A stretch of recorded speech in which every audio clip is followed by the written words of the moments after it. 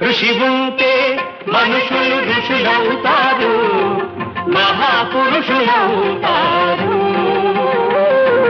తరతరాలకి తరగని వెలుగవుతారు, ఇలా వేరుకులవుతారు.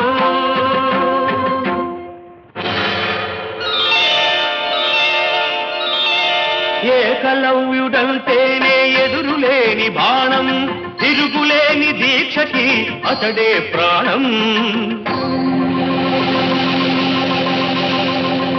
కులం తక్కువని విద్య నేర్పని గురువు బొమ్మగా మిగిలాడు, బొమ్మ గురుతుగా చేసుకొని బాణ విద్యలో పెరిగాడు.